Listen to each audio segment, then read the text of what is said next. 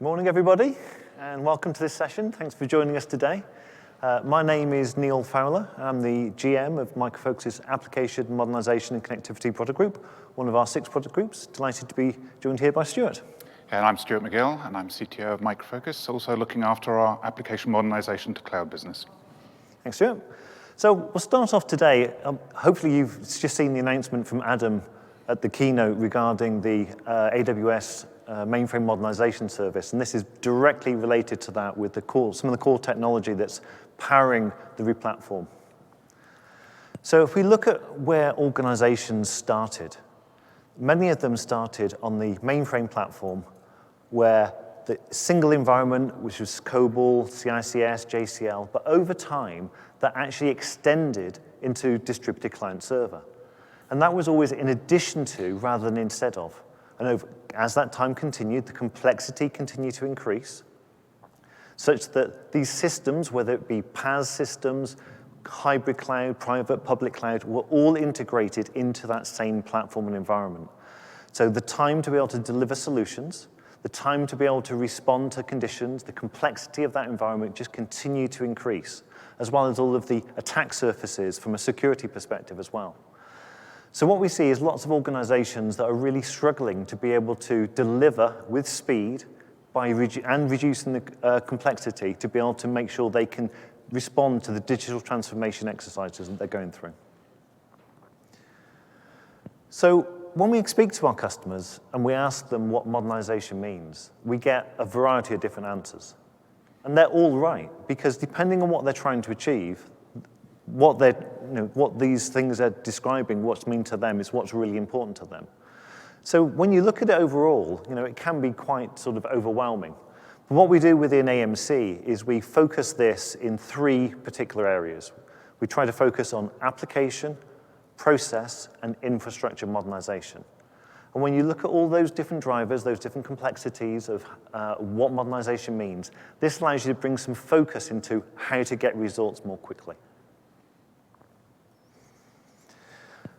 So as part of that, what we've been working on, based on decades of experience, thousands of successful modernization projects, we've used that to actually understand not only how we'll do the maturity model, which I'll discuss in the next slide, but the approach in terms of the best way to actually get results from those core enterprise systems. Well, the key thing to also realize, there is no one-size-fits-all strategy. So you have to perform application analysis and actually go through, take that whole portfolio, an application at a time, and actually drive it through to understand what you're trying to achieve. Combination of both the business and the technical drivers. So let's look at some of these. The drivers will be different for every customer, will be different for almost every application. But when you're looking at it, you might be sitting there regarding cost optimization. You might be making these applications that you've got, core systems, available to web and mobile applications, and that's driving up the costs as the increased workload comes through. We saw with the impact of the pandemic, the operational risk of being able to maintain these IBM platforms into the future. You might be able to handle it today, but where are you going to be in a decade's time? Across the organization, the standardization that we see when we can't have 2 phases of development practices or deployment practices where one's using new technologies and others are using older. So as you go through that, the strategic alignment and as well as the time to be able to deliver solutions to the market and be able to be responsive with disruptive competition coming into the market. If you, as an established organization, can't respond, you lose your competitive advantage. At the same time, you have a bunch of technical drivers. So these would include trying to reduce the complexity of the application, trying to make sure that the application is available and can scale to meet the demands not of just today, but into the future. At the same time, ensuring that what you've got is maintainable and you can actually deliver it with security. So considering those 2 different drivers on there, then the strategy you come from each application that you see on the right-hand side, often referred to as the 6 Rs, the different approaches and different strategies you can take to modernize in these applications. So you might identify applications which are no longer required. Others could be replaced by a standard off-the-shelf product or a SaaS solution that might be able to deliver what you need. But there's significant value in a lot of these core applications. And from the surveys we've done with Vanson Bourne and others, we recognize that over 70% of those applications are still core and strategic to the organizations themselves. So the strategies which then come through there is regarding retain. This means the application is okay, and where it is okay. But you might need to improve the processes, introduce DevSecOps, and you've seen some announcements in the last week or so regarding some of the initiatives we have with our partners at DXC in terms of helping to progress that and move that forward to improve the development, security, operations processes of these applications.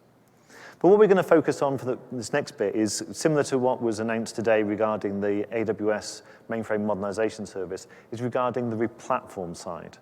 Replatform being able to take those applications and move them across to cloud and get all the benefits of cloud and actually use that as a platform for onward continuous modernization.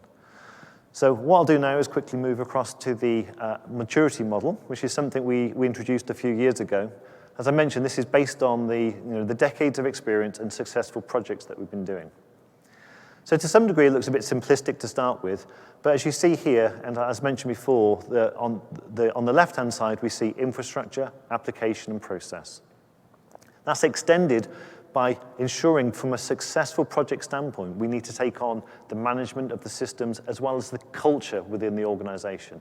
Any project that's taking on a modernization maturity journey without addressing the cultural concerns within the organization is going to have more challenges. There's no such thing as good or bad on here, so it doesn't mean that one is bad and 5 is good. The whole point of this is trying to understand where you are today and where you need to get to deliver on those business drivers we just talked about. But the key thing around this is you can't just focus on one part of it, one layer. You have to make sure you take into account all of the different aspects to get a successful outcome. So to add a little bit of color into that, if you think about a move to cloud, that's infrastructure modernization. But if you move your application to cloud, depending on what you're trying to do, cloud ready could just be a general move to it.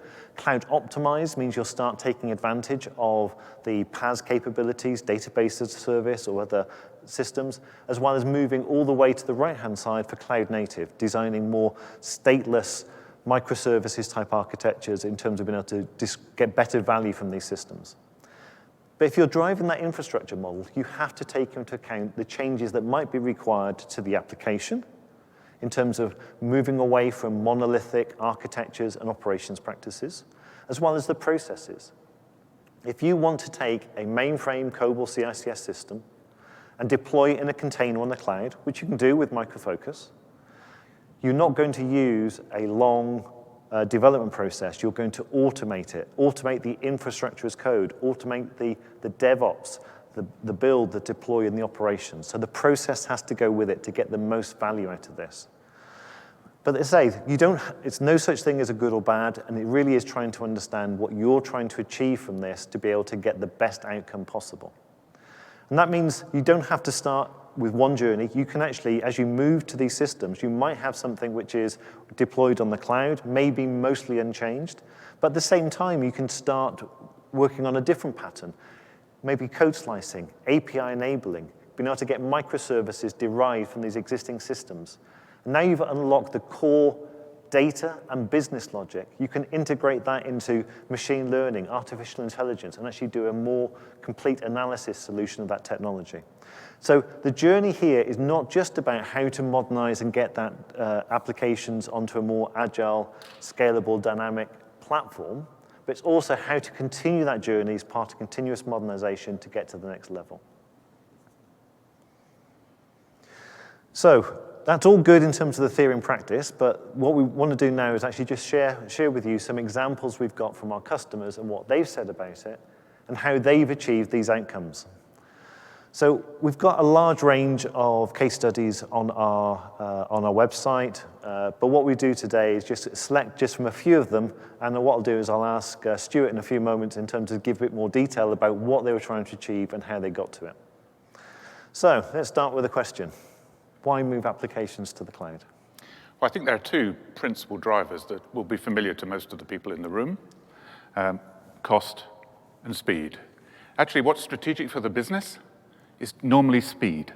It's the agility of the IT operation to take the demands of the business and move to meet those demands within the applications portfolio that has been running their operations, their business processes for many, many years.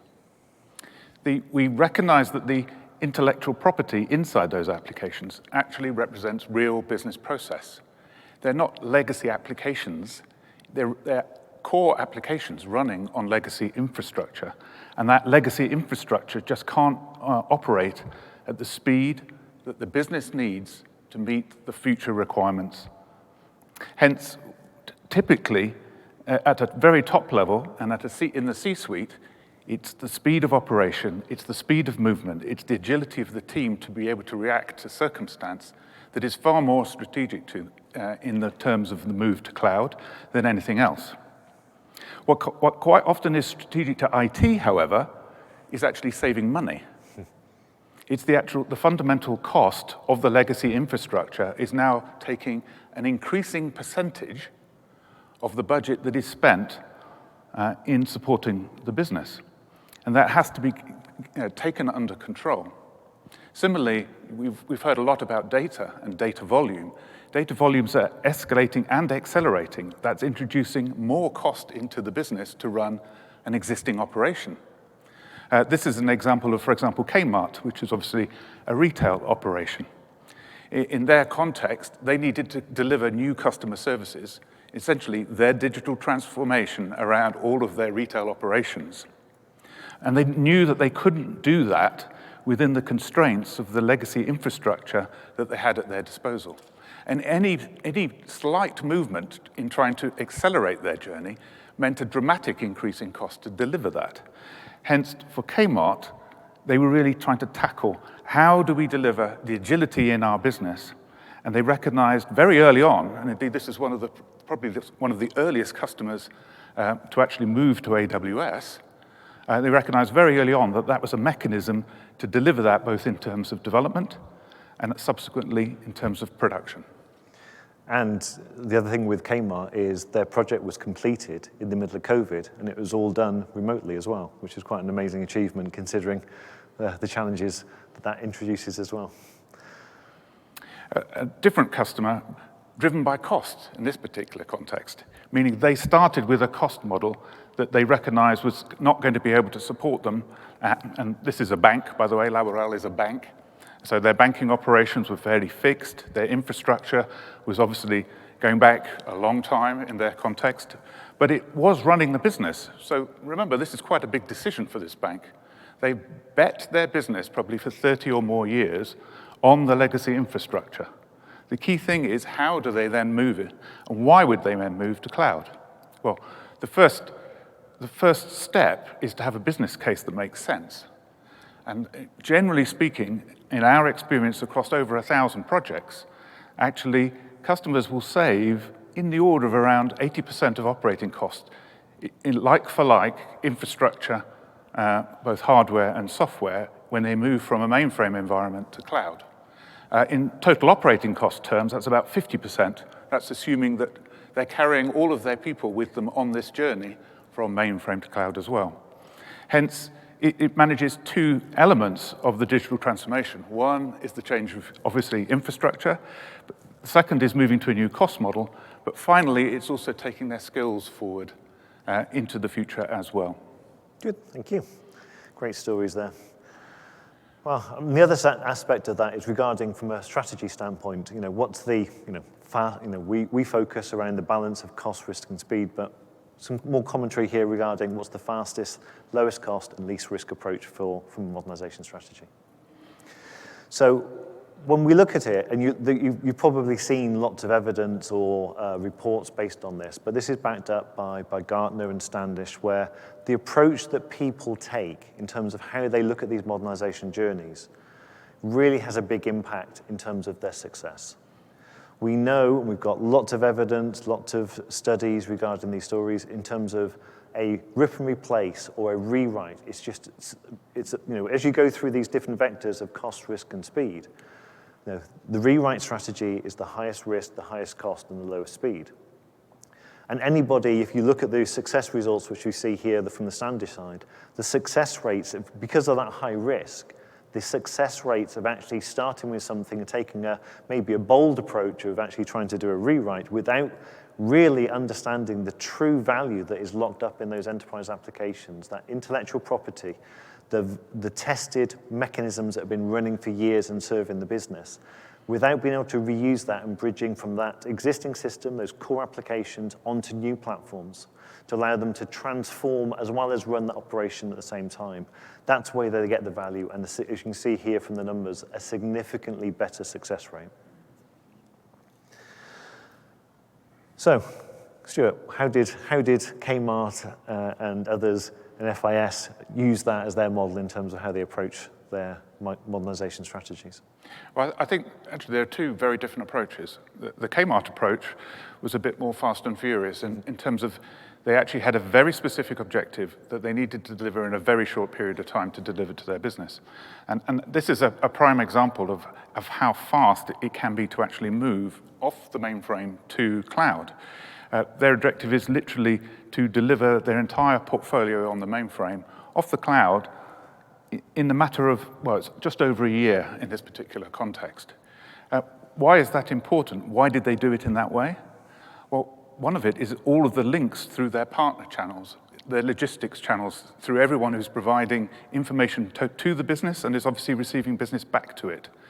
If you're going to do a significant amount of change in that business process flow, then you're going to involve a lot of different parties outside of the business in order to manifest and successfully deliver.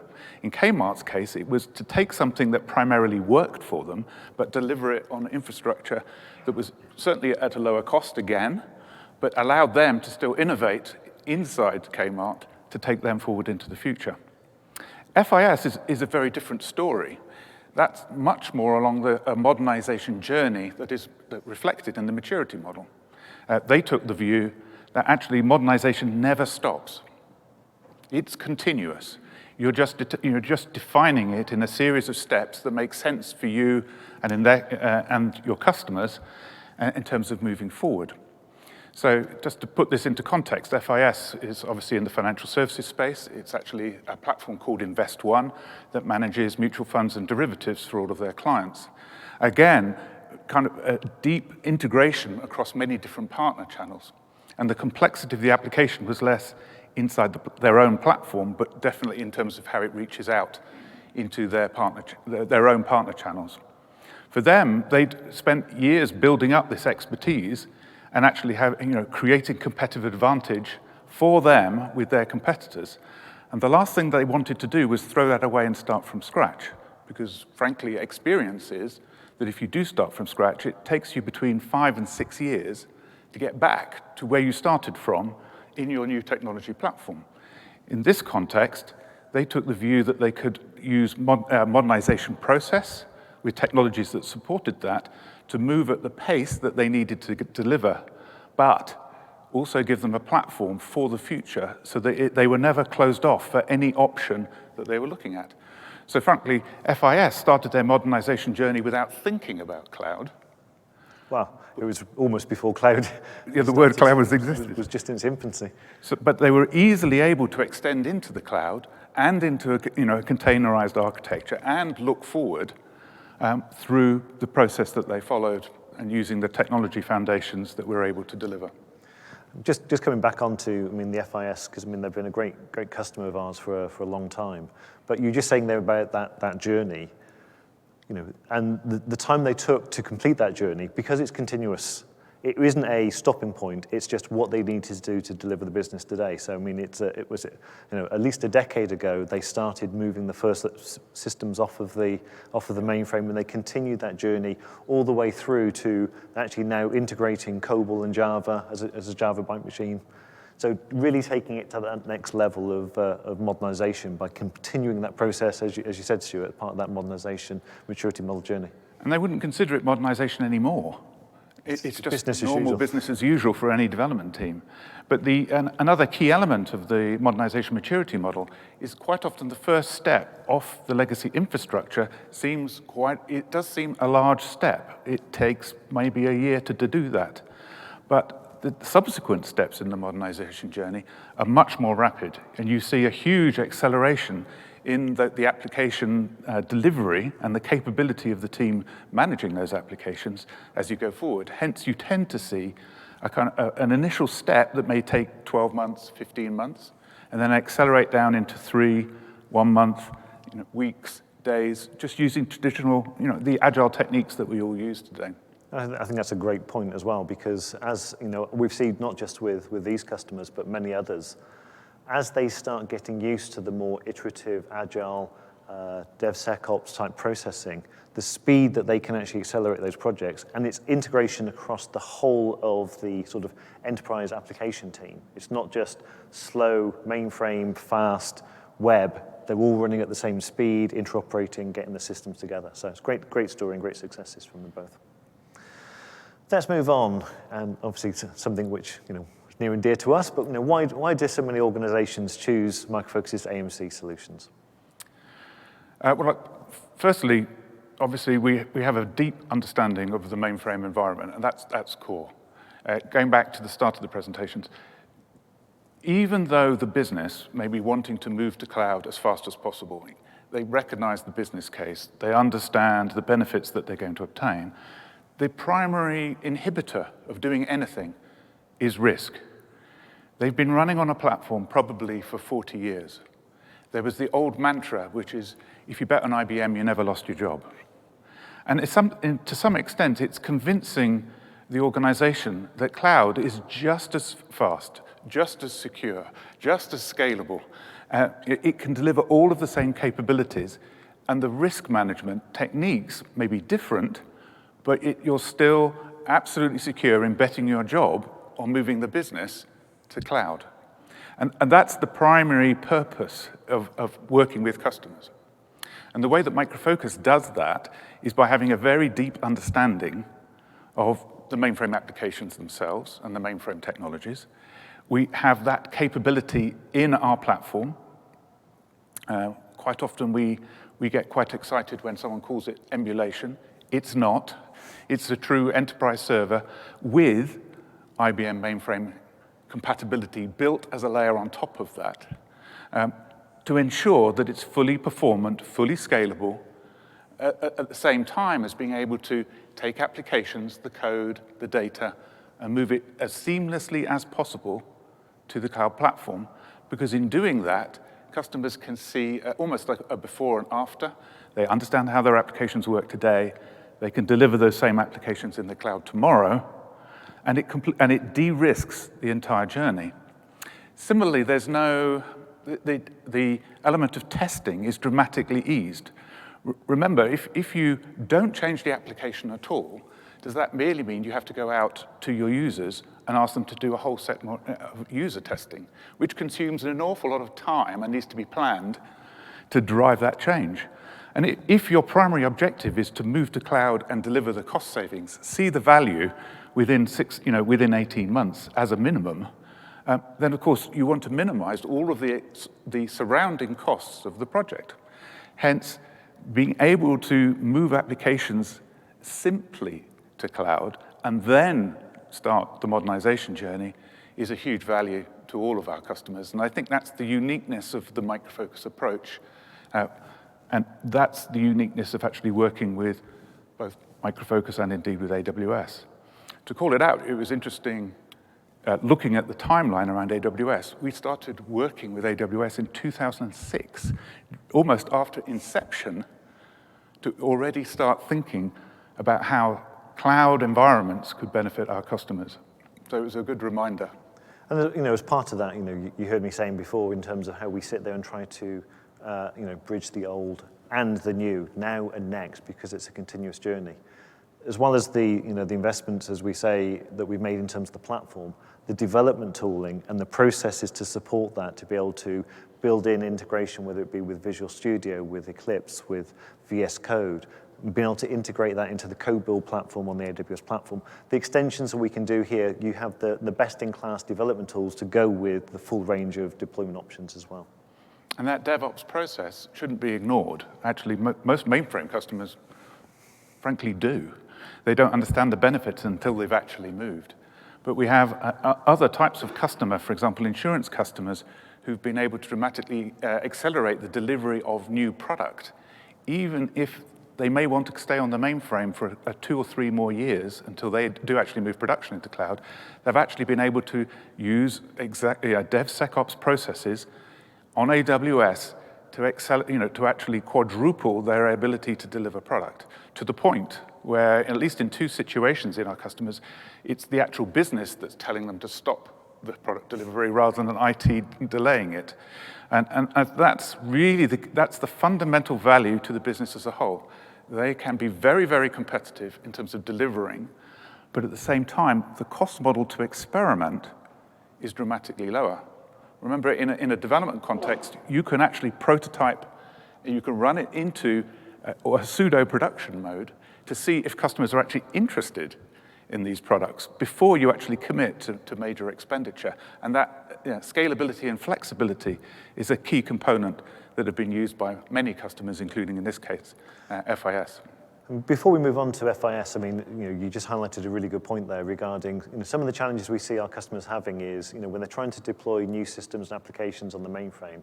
We've got certain customers that were taking between 8 and 12 weeks to provision a new Alpar to be able to actually start doing some new development work. And we work with them, with AWS, and they can actually deploy from source, fully automated source delivery build now in hours. So they can actually have a full system up and running, complete environment from source in hours rather than having to wait several months for a new Alpar. But anyway, from the FIS perspective, is there anything else regarding in terms of the modernization and how they want to take those applications forward from that continuous side, from the benefits that Micro Focus has to offer in terms of the future state as well? Well, the maturity model is a powerful use to explain to actually just sit down with the customer and actually describe the journey that they want to take. And a critical element is that as they move into cloud infrastructure, they want to take advantage of all the capabilities. To start with, they want any application to interoperate as if it's a native, I'm going to call it native cloud application, not necessarily cloud native, but it should perform just like any other application that's running in the cloud. It should be accessible to the development team as any application in the cloud. So as an example, with FIS and indeed with the other examples that we're talking about, it's that ability to test the full application stack with many layers, going out all the way to mobile. Hence, any component needs to fit into that schema. Micro Focus has delivered many different ways of doing that. One of the ways that FIS have actually taken advantage of, instead of rewriting the core business logic, which has driven their business for many years, and as I said, actually contained the competitive advantage that they were able to identify. Instead of rewriting it, they instead used Micro Focus technology to compile COBOL to Java bytecode. So any COBOL module was just fitted into the architecture as if it was been purpose designed in that context. And we know that we've done a good job with developers when they're demonstrating an application to their own managers. And within the development environment, the different modules are being kicked off as you would expect. And a COBOL module is loaded as the code flow is taken, and no one notices. Because the key element is today, it's not the language that's important, it's the development tool chain that's important. Most developers work in many different, many different languages. Even Java has at least 6 different flavors. So programmers are used to that.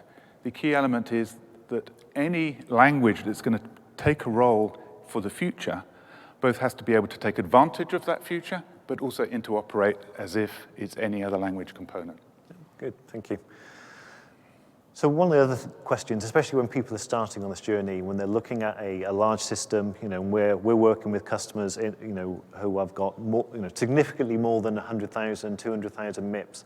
So one of the first questions they always say is like, how can we? Not only can it be done, it's how does it perform when it gets there? Because some of the reasons why they're trying to do this is through the scale and availability in terms of being able to thing. But what's our experience from customers in terms of how they receive their performance? Well, you're absolutely right. The very next statement after risk is, does it perform? My mainframe environment is unique. I've invested 40 years in it. It delivers to me exactly what I want. You need to prove to me that you can replicate that performance in the new environment. Well, that's actually quite tough because many customers will then choose literally their least performant application that's the most complex to try and do some form of proof. But the reality is, when they speak to other customers that have already taken this journey and have already completed it, is that generally speaking, in moving off the mainframe, performance actually accelerates. And because of the cloud environment, because of course you can scale up and down at will, you can spin up, you don't have to run an old batch process in exactly the same way. You can run it in parallel. There are many different techniques that you can use that just were not available in a mainframe environment. Hence, for most customers, one of the biggest surprises is that applications actually run faster in cloud. It's never considered normally right at the very beginning of a project, simply because no one believes it. Hence, we don't talk about it very often.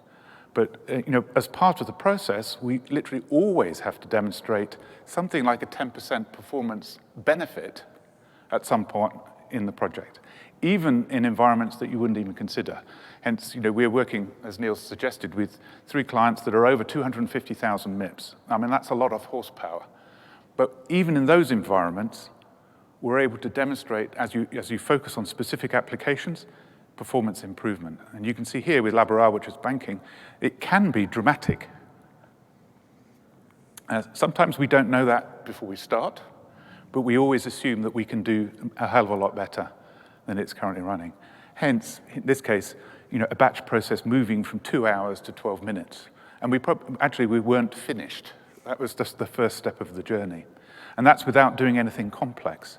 And so, of course, it is helping our customers move from what was typically a batch operating environment and heavily oriented around that, particularly when it's reaching out into partners, gradually moving the whole business into more of an online scenario in terms of response times to business requirements being delivered in that online framework. I think, as you were saying there, although it's sort of hidden in the sort of simplicity of the maturity model, that approach of it's not just the maturity model by itself. There's a series of best practices, well understood in terms of how to approach the projects. And going back to that sort of both operational and architectural modernization as part of this journey of the infrastructure move, a lot of things on the existing platforms, they've been tailored and tuned specifically to remove the constraint of the platform. So a lot of the batch processing is written in a way to maximize whatever they can do in a very small batch window.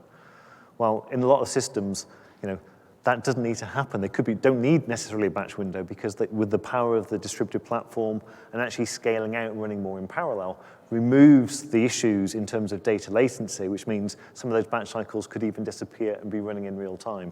But I think that's a key aspect in terms of the onward journey for the modernization. And I'll repeat it back, actually, going back to DevOps again. Remember, once this customer's off the mainframe, they can use a DevOps process to tune the applications to improve the leap forward in performance at the pace that they needed to take. They weren't limited by the infrastructure anymore. And that's the fundamental benefit. You're actually taking off the shackles that have been there for so many years and allowing the value that's been built in the applications, and indeed, in some cases, in the people that are still running those applications, that you're taking the shackles off them to be able to move at the pace that every other developer wants to move at. Yeah, absolutely. So the other one here is, again, another case from FIS in terms of similar benefits in terms of performance. Yeah, it's a kind of an interesting one. Everyone in the industry seems to assume that anything that's in Java is faster than anything that's been previously written, and it's uniform. And we're not trying to call out that one language is better than another. But a key concern from our customers is actually when they do move from a COBOL-based world and they start taking advantage, for example, of our compiling down to Java bytecode, that it will impact the performance. And again, it goes back to that typical perspective of a mainframe customer, which is their application's been so highly tuned to that platform that it can't possibly work as fast in any other format. Well, that turns out not to be the case. But obviously, in terms of the operations that these applications are normally performing, actually, COBOL is actually a pretty damn good language to drive that performance. And that's what, again, a lot of our customers experience. They're not expecting to see it, but they do get it. Yep, thank you. So as we move on to that, the new platform or agile with all the best tools, it's really a case then of really the start of the journey again because of that continuous modernization. So let's have a couple of seconds now regarding the sort of innovation, how they actually can get to the next level. Well, again, this is FIS again, and we've kind of told that story. Remember, they've gone through a series of steps with their InvestOne platform to be able to support their customers using whatever is current in the technology.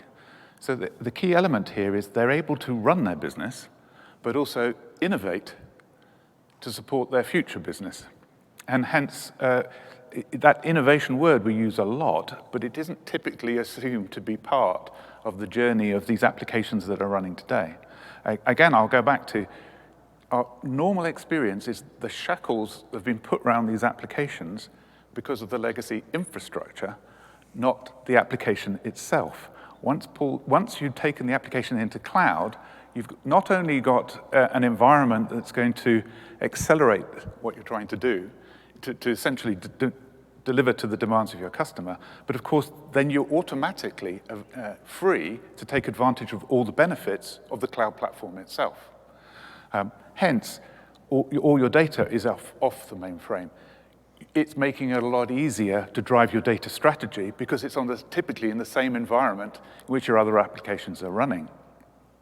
It's easier to drive innovation from that, both within the application itself and then everything that surrounds that application. And again, it's that ability to drive a full stack for the very first time for most of the customers that we're talking about. Remember, they've probably been existing in a 3-tier architecture for, well, in this case, 30 years, and they're used to testing each layer of their architecture separately. And of course, all of the problems always happen in between the layers in the integration. Hence, again, full stack into cloud, based on DevOps, you start to see all of the productivity benefits that you'd expect to see. And I think the other point you made before regarding a rewrite strategy or whatever, which takes a long time, typically a lot of the innovation, besides the application process infrastructure that we can do around it, as they want to invest in the applications themselves, is often around 20% of the application that requires the real innovation, but they've got to spend all the time to get the other 80% up to that level. So I think that's the incremental model I think is reinforced by that. So let's look at the last example here regarding Kmart and what they wanted to do in terms of how that opened up the platform for other innovation. Well, I think we've seen and heard a lot about the benefits that are available in the cloud platform as again, the technology deployment improves year on year. And all of those capabilities, every customer wants to take advantage of it. The key element is how do you truly integrate what could be your core applications and your core data with everything that you're driving in a different environment, whether it's using machine learning to drive new models, whether it's using data lake to obviously use BI. We've got a lot of different techniques in the industry to do that, but a lot of them are complexity that's been built around the platforms. Hence, the key element is by moving to cloud, all of these capabilities are normally available to you fairly instantaneously, both at a high level in an architecture, but also at a development level. And I think that's core. But for all of these customers, the value is in the data that they actually already hold. They're not trying to solve problems just using public data. They actually really need to leverage all of the experience that's both wrapped up in the applications and the data that probably has been there for 20 or 30 years. And it's only by doing that that they actually take their whole business forward rather than starting from scratch. And that's what we mean by retaining competitive advantage. Mm-hmm. Meaning it's not throw away what you have, try and build a new business. It's actually take what makes your business unique and take that forward and invest in the future. And you say the move from mainframe to cloud means the data is now available and unlocked to be able to put into those systems. I think that's One of the key problems with machine learning actually is creating actually creating the wrong model. It's very easy to actually create an algorithm that takes you in the wrong direction if you actually can't train the algorithm in the right way, which usually has something more to do with your own core value than anything else. Absolutely. Good, thank you. So let's look at what we need to do in terms of what's the top tips that we've learned from our customers that they've provided back to us in terms of their modernization and migration successes. Yeah, it's always a good one, which is if you find the right people to talk to, then you're already in a good starting point. I think there are several things. First of all, we generally try not to make projects too big. And what I mean by that is we need to accelerate at speed. You have to deliver the value of any project as fast as possible. If that value begins to disappear out into the future, it's super high risk. It's super high risk for many different reasons, one of which is actually staff turnover and actually the whole ambition behind a project getting lost along the way. But secondly, the change in the project starts impacting the objective, hence accelerating at speed. And it's deliver at speed. Try and make it as simple and as risk-free as possible. And part of that is wrapping that with the right partners to ensure that that is delivered as quickly as possible. And so your starting point is key. That won't come as a big surprise. Executive sponsorship in your customer, in your organization is also key. This can't happen just on left field, because eventually it will impact the business. Remember, the business is probably betting its business on the move to cloud. Hence, it will always have the C-suite attention.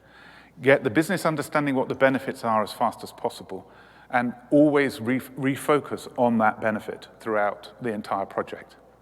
Because typically it is a journey. As I said, it's quite a big journey to begin with. It might take 12 months. If you focus on the end objective and how fast you can need to get to it, then that's usually key to all the successes that we've seen.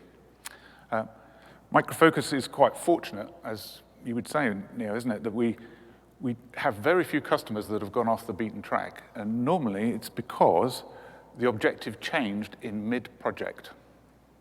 And then it was difficult to support them in terms of understanding what they were truly trying to deliver. But in Micro Focus's case, there's less than customers on one hand over the many, many years that we've been doing this together.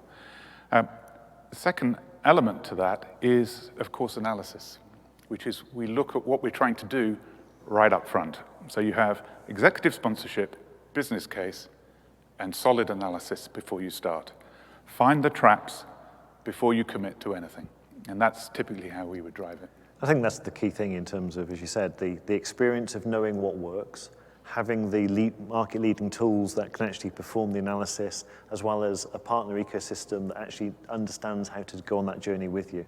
So all of those things combined, being clear on what it is you're trying to achieve is the best way to get that outcome, so absolutely. I would say that we may be making it sound like it's nirvana, which is what can possibly go wrong. It isn't. There is a moment in every project, usually in the last sort of 3 months before you go live, when that's when it hits the sticky period, I would call it. That's when expertise is truly needed, because it's really when a mainframe application and all of its eccentricities are beginning to be reintegrated into the cloud environment. And then you get this is not quite working as I expected. What do we have to do? And hence, there's a very tight hand-holding between Micro Focus, our partners, AWS, and the cloud itself, as well as with the customer, to make sure to actually take it over the line live successfully with the business really comfortable. Yeah, good point. So let's do, as a summary of what we've gone through today. I mean, we've talked a lot around the maturity model. It really is just that framework to have a conversation and actually, based on the experience, as Stuart was just describing in terms of the tips of success, of knowing what you're trying to do, how to get there, as well as then applying the tools, the techniques, and the experience to actually get the outcomes that are required. The journey is an ongoing part, but it really isn't from A to B. It's from A to B is a stop on the way. It's that continual journey which you need to go through. I mean, the biggest risk we see from a mainframe application portfolio is actually doing nothing. You can't maintain that competitive advantage. You can't be able to deliver so quickly. You can't guarantee that you're going to have the operation skills going in there in the future. How can you get to a more agile platform to improve the processes to be able to then integrate into that next level? With our focus with AMC on the application, process and infrastructure modernization on a platform like AWS with lots of partners that can deliver those solutions. And you heard today with the AWS migration modernization services, the ability of actually having it built into the platform to help with a lot of that automation, the provisioning of the infrastructure, and the ability to actually integrate all those tools in a nice, defined way to get the focus on the application improvement and take away some of the complexity from some of those systems, but even down to the operations, auto-scaling, auto-handling all the updates. The mechanisms that we've got and the partnership we've had and demonstrated from the result announcements today really gives you the platform to be able to invest in those applications. So the key thing in most of these is to get started, to understand what you're trying to do, engage with us, engage with AWS, try to understand what it is you need to achieve, and we can then help you move on to that next part of the journey. I think the key element as well is you're going to take the people with you. Remember, one of the smaller reasons why customers will look at moving mainframe to cloud is their perception of skills and their skills gap, meaning their own staff are aging, they may be going close to retirement, they don't have people who know the platform anymore. That's often a subliminal driver that we see. And indeed, we see many customers where you'd have to say they had reached a point where the business risk was so high around the skills that really they should have done something probably 10 years ago. The benefit of moving mainframe applications to cloud is whoever has the experience goes on the journey as well. And as that experience is being integrated to, shall we say, the younger development communities that exist in all of our businesses. And that melding of the experience means there is a transfer of knowledge to the next generation, and it's not lost. So, in other words, this is a process which both accelerates the ability of the company to adapt and innovate. It's taking dramatic advantage of the cloud architecture to scale the business, whether it is scaling up or down, but at the same time, it's taking people on the journey as well. So that's it. Hopefully you found that useful and to give a bit more of a perspective from a customer perspective rather than just hearing about the capabilities of the software. So delighted if you have any questions. Obviously happy to have conversations. Micro Focus booth in the expo hall where we've got lots of gurus there ready to help. So I can't see because of the lights. If anybody has a question, if you do, please shout out.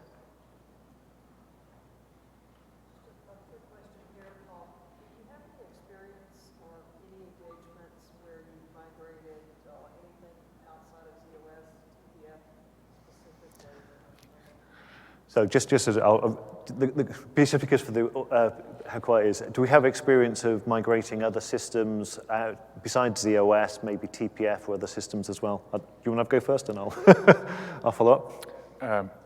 You don't by any chance come from an airline, by any chance? Normally, as soon as we hear TPF, it comes from a very small community. To answer the broader question, yes, we do. It's most mainframe customers come with a set of, should we call it baggage, that are attached, both legacy infrastructure, but occasionally legacy software components.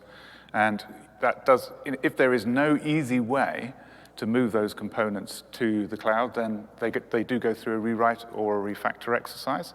Hence, even inside Micro Focus, whatever your view of us, we at least use 3 of the R's in terms of patterns, even when we're doing any migration ourselves.